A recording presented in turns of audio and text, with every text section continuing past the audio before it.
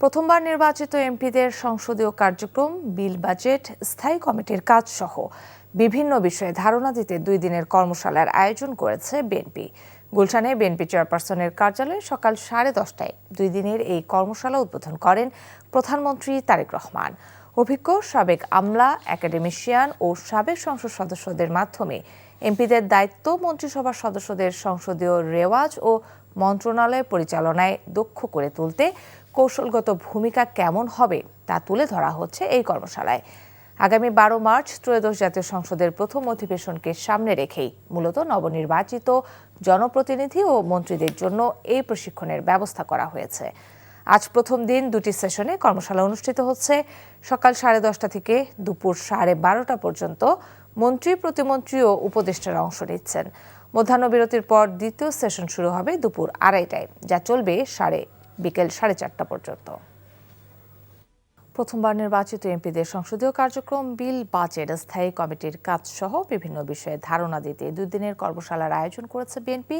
এ মুহূর্তে গুলশান কার্যালয়ে আছেন স্পেশাল করেসপন্ডেন্ট হাসান মাহমুদ। সরাসরি চলে যাচ্ছে তার কাছে। হাসান, আজকের কর্মশালা নিয়ে আপনার কাছে আর কি তথ্য আছে আমাদের জানাবেন।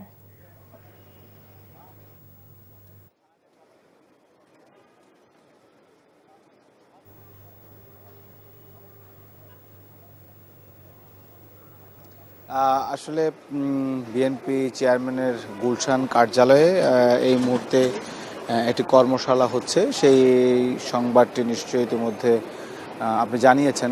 সেটি হচ্ছে যে বিএনপি চেয়ারম্যান তারেক রহমান নিজেও এই কর্মশালায় উপস্থিত রয়েছেন এবং এই কর্মশালাটি মূলত বিএনপি যে নতুন যারা একেবারেই নতুন নির্বাচিত হচ্ছেন এবং যারা এইবারই প্রথম মন্ত্রী, প্রতিমন্ত্রীর দায়িত্ব প্রাপ্ত হয়েছেন, তাদেরকে নিয়ে আসলে 2 দিনব্যাপী মূলত কর্মশালাটি অনুষ্ঠিত হবে। কর্মশালাটি মূলত অনুষ্ঠিত হওয়ার মূল কারণ হচ্ছে যে সংসদের যে কার্যবিধি বা সংসদের যে রীতিনীতি বা সংসদের যে আচরণ, সেগুলো সম্পর্কে কিছুটা অবহিত করা।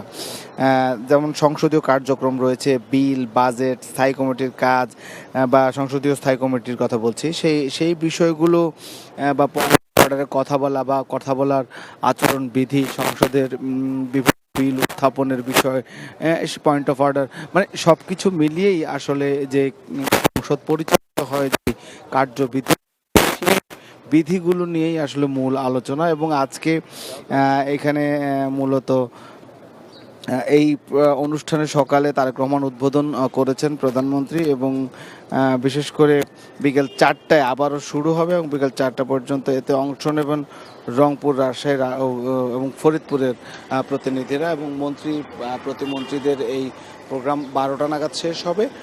অর্থাৎ শুক্রবার আজ জুম্মার আগেই শেষ হচ্ছে এবং বেলা 2টা থেকে আবারও শুরু হবে এবং কালকেও চলবে এটি।